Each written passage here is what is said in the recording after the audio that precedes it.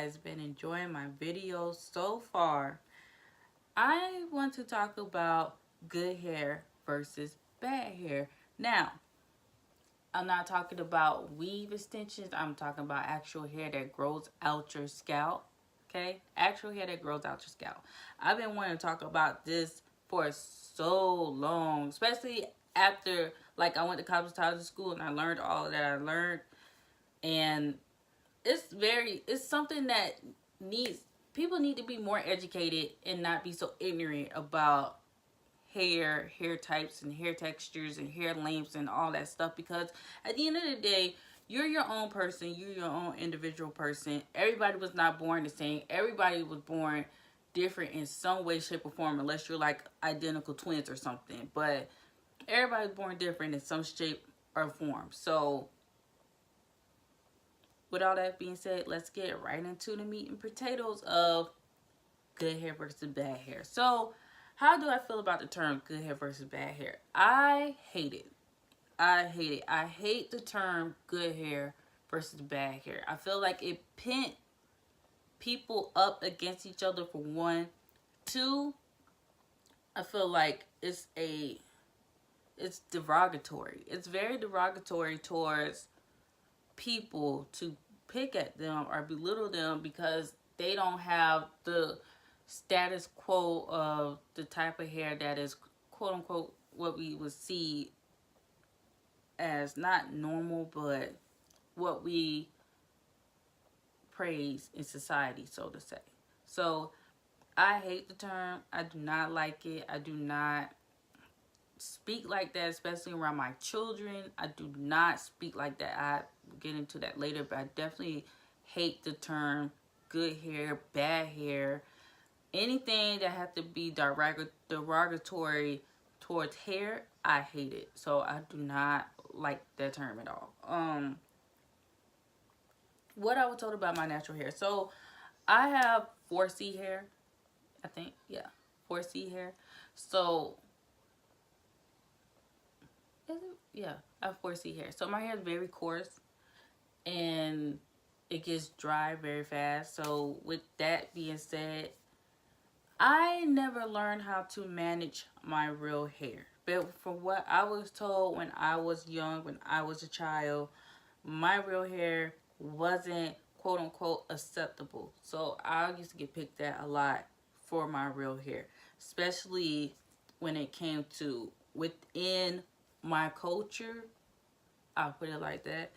Within my culture, I got picked at a lot for wearing my real hair because it was quote unquote nappy or slave hair or terrible or not manageable or you don't do nothing with your hair. I remember one time being on a bus and it was a girl, and I think she was like Indian though. Like she wasn't black. I mean, like she was dark skinned, but she was like Indian, like um Middle Eastern Indian.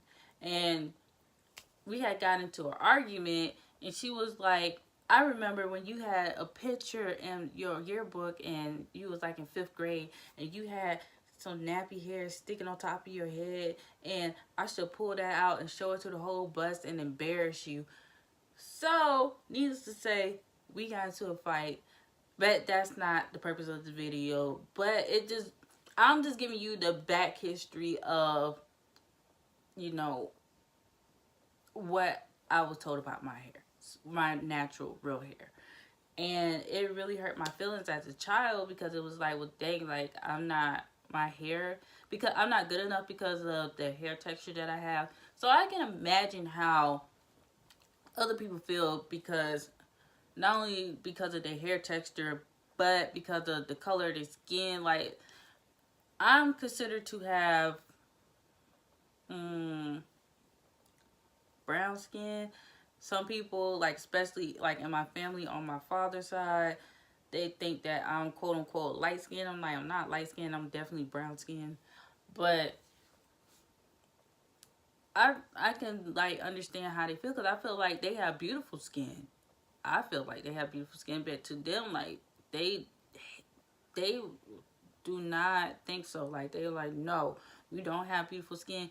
You have good skin. You think that you better. I'm like, No, I don't. And I think that y'all skin is flawless to me, but this is another stigma that we need to change with, especially within my culture. Like I hope one day we could change a lot of stigmas within our culture, because I feel like if we change a lot of stigmas within our culture, we would have a lot more respect coming from other people cultures that's looking from the outside in. Like, you know what? They have so much respect for each other. We have to respect that. Period. That's just how I feel about the whole situation. But the miseducation on the term. So, my favorite thing to talk about. Another reason why I hate when people say good hair versus bad hair, because they'll associate that with hair texture. Like, they'll associate that because you have the hair texture that is more acceptable to being more dry and more brittle, they assume that it's more unmanageable, and it's really not. It's, you just have to, if I feel like, I know I'm stuttering a lot, but I feel like if we as a people actually cared enough, one, about our hair, and two, we not only cared more, but we was more educated on how to take care of our hair, it wouldn't be so much unmanageable, for one.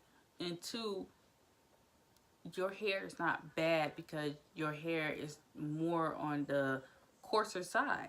It's not bad. It just, you have to learn how to manage it better or take care of it better. Um, so because your hair is more susceptible or prone to getting dry, you have to understand that you would have to moisturize it or condition it a lot more than other people who have softer textures or looser textures or wavy textures. You know, that's just what it is. It's nothing, but you just got to do something different than the other person doing that have a different texture of hair.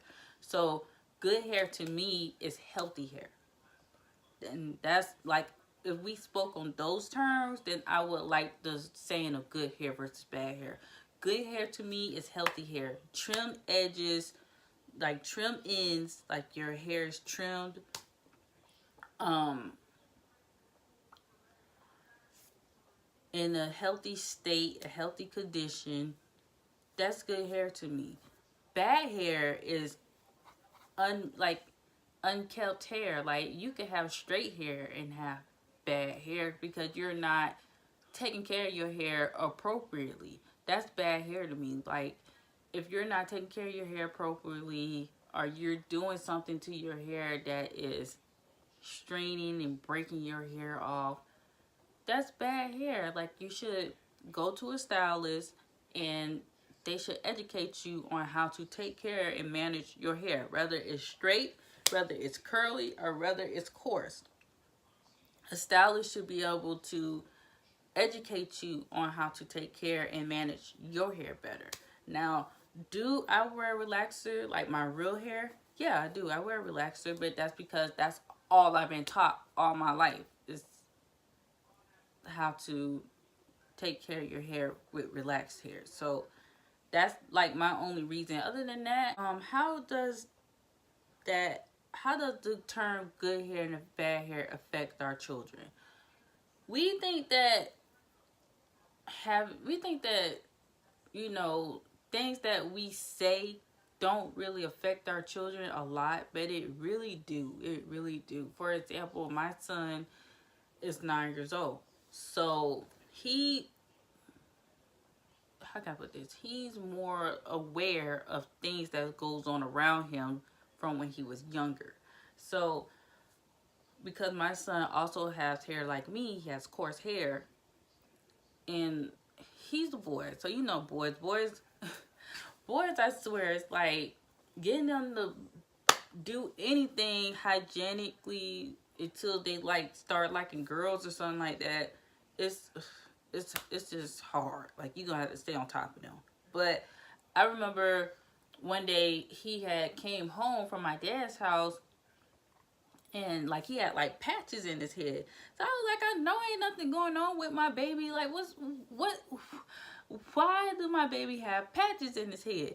And I asked him like, well, what's going on with your head? And he was like, oh, nothing. I said, no, because you got patches in your head, so something done went on. And he was like looking crazy because he thought that he was going to get like in big trouble about the situation. So I was like, tell me what happened and you're not going to get in trouble. So he told me that he took a pair of scissors and he cut patches in his head because my brother told him that he got beady beads in his head and he needed to brush his hair. And I had to sit there and explain to my son that your hair is not bad. It's not that you got, I was like, your uncle shouldn't have used that term beady beads with you. I said, but you need to know how to moisturize your hair and brush your hair every day. That's what you should do because that's how you have healthy hair. And good hair, like I say, is healthy hair. And then I had to call my brother. And I didn't get mad at my brother. I didn't cuss my brother out or nothing because I understand within our culture, that's how we talk. And that's just something that I'm trying to break with my kids or anybody that's associated around my kids. I try to let them know that I don't speak like that around my kids. I don't say nappy-headed, beady beads, nothing derogatory of that nature. I just don't do that. So, like, even when I do, like, my daughter's 1, and even when I do her hair, I try not to get frustrated when I'm doing her hair, and I try not to yell at her or scream at her, or I try not to say nothing derogatory at all. Like, I don't do it. I ain't gonna say I try not to. I just don't do it. And I don't do it because I don't want my daughter growing up thinking that her hair is bad or her hair is something wrong with her because of her hair. And I had to explain that to my son too. I'm like, you have a sister. You can't, like, the way that you feel is the way your sister's going to look at you and she's going to feel the same way. So, yeah, I had to call my brother, had a conversation with him, and I just let him know, nicely, like, hey, I don't talk like this around my kids, and this is why. And he was like, you know what, sis, I respect that, understand it, I'm sorry, I just wanted him to take care of himself. And I said, I understand where you was coming from. I know you didn't mean nothing bad by it, but you have to be careful how you talk to these kids because they don't understand. I mean, they understand the way that we understood, like, I was told that I got bitty beads, so now I got bad hair, And then there's another instance with my son where I was asking him about a girl on his bus, and he was like, oh, I don't like her because she don't have her hair done. And I was like, what you mean she don't have her hair done? And he was like, well, her hair always look bad and it's nappy. And I was like, oh, okay. So I had to shut it down, like, listen, first of all, she's a little girl, so you don't know what situation she got going on. Somebody could be at her house and not do her hair, or she just don't know how to do her hair, but she's young. I said, and 2, you don't speak about women like that as if they're not better because they have a certain type of hair texture and you're used to seeing a different type of hair texture. So, and I was like, and 3, you have a little sister. So you want people going around telling your little sister that she's ugly and she don't look good, or she's ugly because her hair is a certain texture? Like, you just gotta break it with your kids. You gotta break the cycle. And it starts with your kids. I mean, it starts with people around you too, by educating them and letting them know that that's not acceptable. Saying derogatory terms towards hair texture, I don't care what hair texture you have, it's not acceptable. It's not acceptable at all. And that's what brings low self-esteem within our children, because we say unacceptable terms and think that's terms of endearment, and it's not. And that's why it needs to be broken. Changing the mindsets of the term good hair versus bad hair. I will hope that you guys have learned a little something by watching my videos, and hopefully other people's videos who speak on this topic, that good hair, bad hair is not predicated upon hair texture. It is totally predicated upon you having healthy hair, which is taken care of the way that it should be taken care of, and you loving who you are. Which get into natural versus weaves. So lately, in the past few years, I want to say, it's been like a big wave with black girls being more natural and not wearing weaves a lot. And I love it. I love the whole natural hair movement. I love the whole natural hair thing. I love it. I love the fact that as women and as girls, black women, black girls, that we can sit up here and we can say, listen, we have hair too. Like, we have hair too. It may not look like the standard quote unquote like what you think it should look like, but our hair is beautiful and our hair is natural, and you're going to love it. And if you don't love it, I don't care, because I love it. Now, I love that about the natural hair movement. What I don't like about the natural hair movement is quote unquote natural hair Nazis. Like, I just can't. Like, I just hate we gotta tear each other down, because I feel like this personally. I feel like if you're comfortable with who you are and what you're doing, you will never have to tear down the next person. Ever. You would never have to tear down the next person, because you love you. And for you to love you, you have to love other people too. So for you to sit there and tear somebody down just because they're not doing what you're doing makes you insecure. It makes you a bad person. So I love the natural hair movement, but I also feel like as black girls, period, or as women, period, women and girls, we are entitled to our own individuality. We are entitled to that. We are entitled to have weaves. We are entitled to have straight hair. We are entitled to have blonde hair. We are entitled to have dark hair, brown hair, curly hair, coarse hair, straight hair. It doesn't matter. We are entitled to that, regardless if it was born on our heads or not. If we can make it happen, and that's what we like, and that's what we want to do, that's what you want to do. It's a fashion statement to have an afro, and it's a fashion statement to have straight hair, period. So I don't like the whole weave versus natural, because I feel like it's only a rift between the connection that black women can have towards each other. Oh, natural versus weave thing, I think it's childish to me. To me, it's a bit childish. I feel like it shouldn't matter if you want to wear a weave, if you want to wear your natural hair, as long as you're confident, as long as you're happy, as long as it makes you feel like the best you, everything else, sis, doesn't matter. As long as you feel like you're your best you, that's all that really matters. Being yourself, which ties into being yourself. You, like I said before, you're entitled to your own individuality, and if that means that whatever you do to your hair is you being you, it is what it is. I mean, I like the whole natural hair movement, and I also like the whole colorful hair movement too, because at one point in time, it was only acceptable for, white girls to have different colors in their hair and stuff, and when black girls do it, it was super ghetto and trashy. And now I feel like it's more acceptable for all women to wear different types of colors in their hair, and I love it. Like, I still feel like there's still like a little barrier though that goes on, where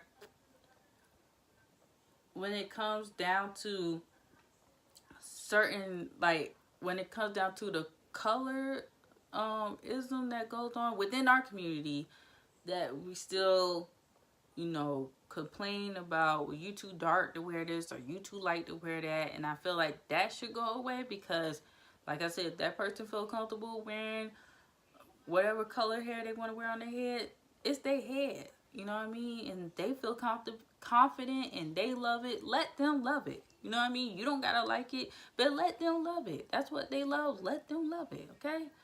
Be yourself. Just be yourself. You know, like,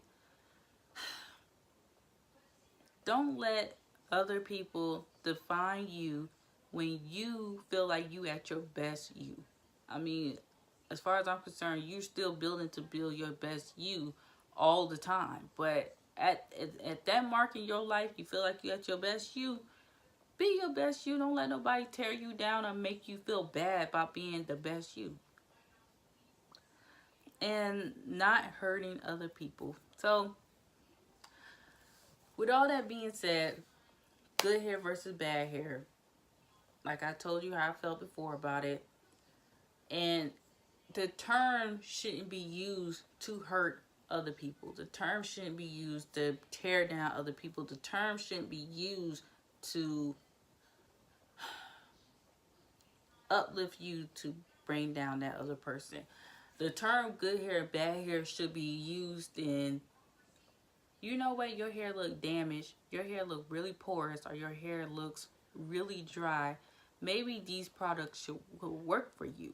And it don't necessarily mean, sorry, it don't necessarily mean that you have to change your hair texture or your hair structure or your hair color. But if that's what you want to do, that's on you. You want to put a weave in your hair and you want to have a protective hairstyle or whatever the case may be, or you just do it for a fashion statement or whatever the case may be. Like personally, I do weaves for a protective hairstyle because I feel like, you know, how long I leave my weaves in? I probably leave my weaves in for about 2 weeks, and then I'll take it out. I'll wash my hair. I'll condition my hair, and I will let it breathe for about a day or two. Then I'll braid it back down. Then I'll put another wig on. That's just my thing. That's what I like to do. I'm so used to it now. It's like clockwork. Sometimes, like in the summertime, I'll get my little relaxer because I've been waiting for a while to get a relaxer. Ugh. I've been waiting for, I think, last time I got a relaxer was like in September. So I've been waiting a little while. The end of September. Yeah, so like I said, I've been waiting a little while to get my little relaxer. So told myself I'm gonna wait till the summertime because I have some clip-ins in the closet from last year. So I want to use that with my relaxed hair because clip-ins are bomb. Like, go to, you can check that out on my website too. I have clip-ins in all colors. And if you don't see it on my website, like the color that you want, just hit me up in the email, let me know, or hit me up on my Instagram or my Facebook, and I can get the color for you. But clip-ins are bomb. Like, it's another bomb protective hairstyle. I'll be honest with you, I love some clip-ins, especially when it match your hair. Clip-ins are bomb. But besides the point, I know I got a little bit off subject, but yeah, hurting people just to bring you up or uplift you is not the way. It's not the way to go. Like, it's 2019. We need to find better ways to uplift ourselves. Like, go read a book, go learn something new, go do something that you think you're passionate in. Go give it a try, give it a go do something positive. Like, you bring somebody down, it's not going to help uplift you, you know. And that's all I have to say. I thank you guys for watching. I hope you guys learned something. I hope you guys are more careful when you talk about the subject at hand. I'm talking about good hair versus bad hair. I hope you guys, I just hope you guys learned something. I hope you guys enjoyed this video. And if you did, give it a like. If you have any questions about what I had explained in this video so far, you know, give me a comment down below. If you like the hair that you see on my head, check it out on my website. This is the loose deep wave. Yeah, this is the loose deep wave. I want to get a deep wave next. Then I want to go do an auburn color. Little auburn in my life would make me feel alright, huh? But sorry, little auburn in my life, I'd be like, okay, girl, we doing something. But like I said, I hope you guys learned something. I hope you guys had fun. I hope you guys enjoyed yourself. I hope you guys, you know, I hope we get rid of the the term of how we use good hair versus bad hair and actually